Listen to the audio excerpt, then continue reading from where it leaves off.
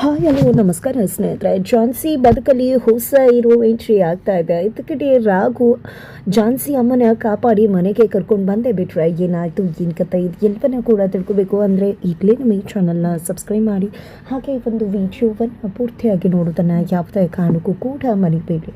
ಇಲ್ಲಿ ಅನಿತಾ ಪಲ್ಲವಿಗೆ ಪ್ರತಿದಿನ ಕೂಡ ನಿಜವಾಗ್ಲೂ ಶಿಕ್ಷೆ ಕೊಡ್ತಿದ್ದಾರೆ. ಆದರೆ ಯಾವುದೇ ವಿಷಯನೂ ಕೂಡ ಪಲ್ಲವಿ ಯಾರ ಹತ್ರ ಕೂಡ ಹೇಳ್ಕೊತಾ ಇಲ್ಲ.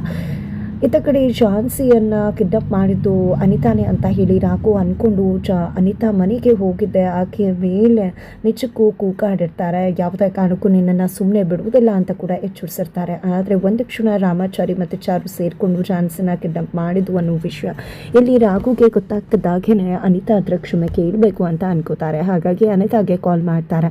ಏನಪ್ಪ ಇದು ನೀವು ಕಾಲ್ ಮಾಡಿಬಿಟ್ಟಿದ್ರೆ, ನನ್ನ ನಂಬರ್ ಇನ್ನೂ ಕೂಡ ನೆನಪಿದೆಯಾ, ಪರವಾಗಿಲ್ವಲ್ಲ, ನನಗೆ ನಿಮ್ಮ ನಂಬರ್ ತುಂಬ ಚೆನ್ನಾಗಿ ನೆನಪಿದೆ, ನಿಮ್ಮ ನಂಬರ್ನೇ ಡಿಲೀಟ್ ಮಾಡಿಲ್ವಲ್ಲ ನಾನು ಅಂತ ಅನಿತಾ ಹೇಳ್ತಾಳೆ.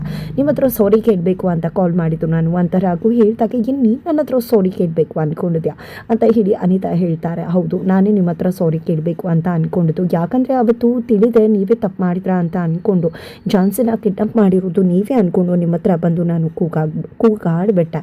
ನಾವು ತಪ್ಪು ಮಾಡಿದ್ದೀವಿ ಅಂತ ನಮಗೆ ಗೊತ್ತಾದಾಗ ನಾವು ಕ್ಷಮೆ ಕೇಳಬೇಕಾಗುತ್ತೆ, ಇಲ್ಲ ಅಂದರೆ ನಮ್ಮನ್ನು ಮನುಷ್ಯರು ಅಂತಾನೆ ಕರೆಯೋದಿಲ್ಲ. ಹಾಗಾಗಿ ನಾನು ನಿಮ್ಮ ಹತ್ರ ಕ್ಷಮೆ ಕೇಳ್ತಾ ಇದ್ದೀನಿ, ನನ್ನಿಂದ ತಪ್ಪಾಯಿತು ಅವತ್ತು ಅಂತ ರಾಘು ಹೇಳ್ತಾರೆ. ಹೌದು, ನನ್ನ ತಂಗಿ ಹೇಗಿದ್ದಾಳೆ ಅಂತ ಹೇಳಿದಾಗ ನಿನ್ನ ತಂಗಿ ತುಂಬ ಚೆನ್ನಾಗಿದ್ದಾಳೆ ಅಂತ ಅನಿತಾ ಹೇಳ್ತಾಳೆ. ಮನಸ್ಸಲ್ಲಿ ಅನ್ಕೋತಾಳೆ, ನಿನ್ನ ತಂಗಿ ಚೆನ್ನಾಗಿರುವುದಕ್ಕೆ ಯಾವುದೇ ಕಾರಣಕ್ಕೂ ನಾನು ಬಿಡುವುದಿಲ್ಲ ಅಂತ. ಇತ್ತ ಕಡೆ ರಾಘು, ನನ್ನ ತಂಗಿ ಚೆನ್ನಾಗಿರಲೇಬೇಕು ಅಲ್ವಾ, ಲವ್ ಮ್ಯಾರೇಜ್ ಅಲ್ವಾ ಆಗಿರೋದು, ಅದಕ್ಕೆ ತಾನೇ ಅವಳು ಲವ್ ಮಾಡಿದ್ಲು, ಅವನ ಜೊತೆ ಚೆನ್ನಾಗಿರ್ತೀನಿ ಅಂತ ಹೇಳಿದ್ಲು ಅಂತ ಮದುವೆ ಮಾಡಿ ಕೊಟ್ಟಿರೋದು. ನನ್ನ ತಂಗಿಗೇನಾದರೂ ಸ್ವಲ್ಪ ತೊಂದರೆ ಆದರೂ ಕೂಡ ನಾನಂತೂ ಸುಮ್ಮನೆ ಬಿಡುವುದಿಲ್ಲ ಅಂತ ಹೇಳಿ ಎಚ್ಚರಿಸಿ ಇಲ್ಲಿ ರಾಘು ಕಾಲ್ ಕಟ್ ಮಾಡ್ತಾರೆ. ಇತ್ತ ಕಡೆ ಅನಿತಾ ನೆಮ್ಮದಿಯಾಗಿರೋದಕ್ಕೆ ನಿನ್ನ ತಂಗಿನ ಬಿಟ್ಟರೆ ತಾನೇ ನಾನು, ನಿನಗದು ವಿಷಯ ಗೊತ್ತಾದರೆ ತಾನೇ ಅಂತ ಅನ್ಕೋತಾಳೆ. ನಂತರ ಇಲ್ಲಿ ರಾಘು ಊಟಕ್ಕೆ ಅಂತ ಬರ್ತಾರೆ. ಮನೆ ಮಂದಿ ಎಲ್ಲರೂ ಕೂಡ ಒಂದಷ್ಟು ಜನ ಕಾಣಿಸ್ತಿಲ್ಲ. ಇಲ್ಲಿ ದೊಡ್ಡಮ್ಮ ಅಮ್ಮ ಎಲ್ಲ ಹೋಗಿದ್ದಾರೆ ಅಂತ ರಾಘು ದೊಡ್ಡಪ್ಪ ಮತ್ತು ಅಜ್ಜಿನ ಕೇಳ್ತಾರೆ. ಅಯ್ಯೋ, ಅವರಿಬ್ಬರು ಕೂಡ ಅದು ಪಲ್ಲವಿ ಅತ್ತೆ ಮನೆಗೆ ಹೋಗಿದ್ದಾರೆ, ಪಲ್ಲವಿ ಮನೆಗೆ ಹೋಗಿದ್ದಾರೆ ಅಂತಾರೆ.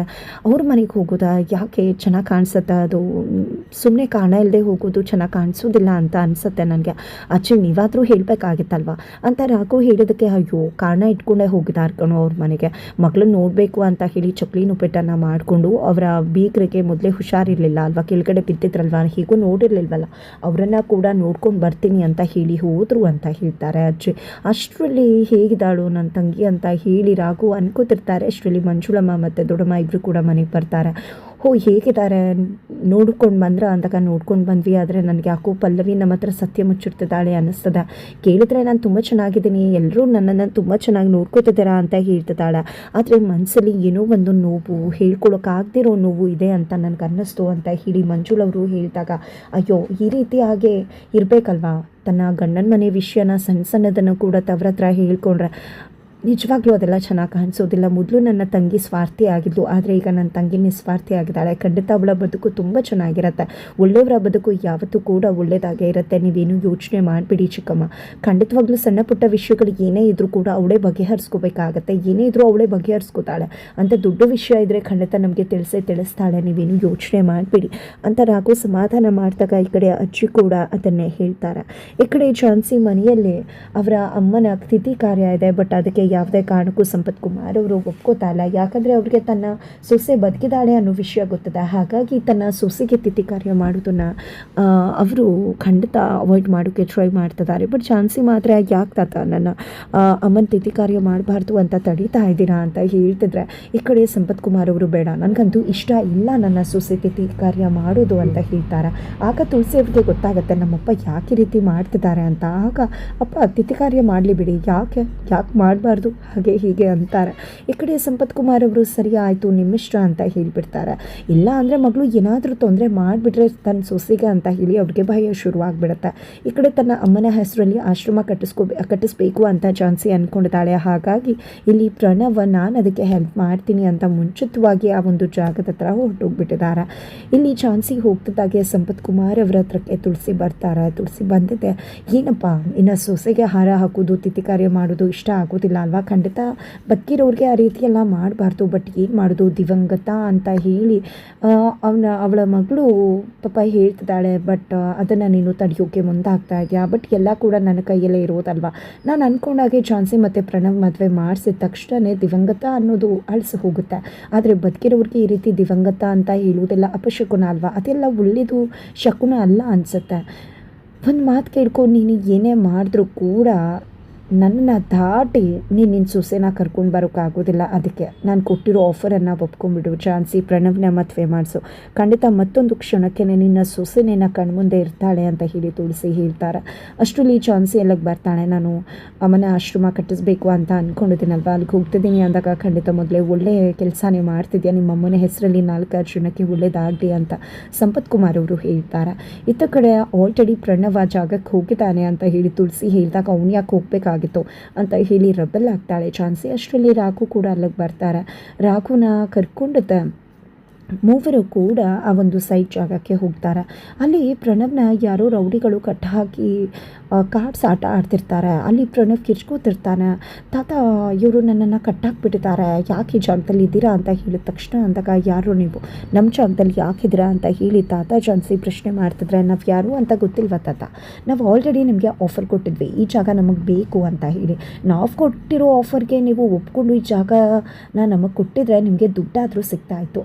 ಆದರೆ ಇವಾಗ ನೀವು ಮಾಡ್ಕೊಂಡಿರೋ ಎಡವಟ್ಟು ಹೇಗಿದೆ ಗೊತ್ತಾ, ನಾವಂತೂ ಈ ಜಾಗನ ಬಿಡುವುದಿಲ್ಲ, ನಿಮಗೆ ಬೇಕಾದಷ್ಟು ಆಸ್ತಿ ಇದೆ, ಯಾಕೆ ಈ ಜಾಗದ ಅವಶ್ಯಕತೆ ನಿಮಗೆ ಅಂದಾಗ, ಇದು ನಮ್ಮ ಅಮ್ಮನ ಆಶ್ರಮ ಕಟ್ಟಬೇಕು ಅಂತ ಅಂದ್ಕೊಂಡಿರೋ ಜಾಗ, ನಾವಂತೂ ಯಾವುದೇ ಕಾರಣಕ್ಕೂ ಕೊಡೋದಿಲ್ಲ ಅಂತ ಝಾನ್ಸಿ ಹೇಳ್ತಾಳೆ.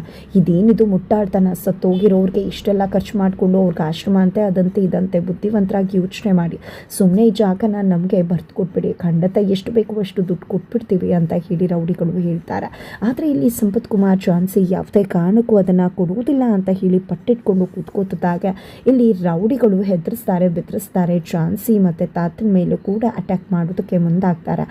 ಆದರೆ ಇಲ್ಲಿ ರಾಘು ತಾತ ಒಮ್ಮೆ ನೀವು ಹೇಳಿ ಇವ್ರಿಗೆಲ್ರಿಗೂ ಕೂಡ ನಾನು ಸರಿಯಾಗಿ ಪಾಠ ಕಲಿಸಿ ಬರ್ತೀನಿ ಅಂದಾಗ ಖಂಡಿತ ಹೋಗು ರಾಘು, ಹೋಗಿ ಅವ್ರಿಗೆ ಸಖತ್ತಾಗಿ ಪಾಠ ಕಲಿಸ್ಬಾ ಅಂತ ಹೇಳ್ತಾರೆ. ಹಾಗಾಗಿ ರಾಘು ಸೂಪರ್ಮ್ಯಾನ್ ರೀತಿ ವೇಷ ಹಾಕ್ಕೊಂಡಿದ್ದೆ ಇಲ್ಲಿ ರೌಡಿಗಳಿಗೆ ಹೋಗಿ ಹಿಗ್ಗಾಮುಗ್ಗ ಬಾರಿಸ್ತಿದ್ದಾರೆ. ರಾಘು ಕೊಟ್ಟು ಹೇಟಿಗೆ ನಿಜವಾಗ್ಲೂ ಕೂಡ ತತ್ತರಿಸಿ ಹೋಗ್ತಿದ್ದಾರೆ ರೌಡಿಗಳು.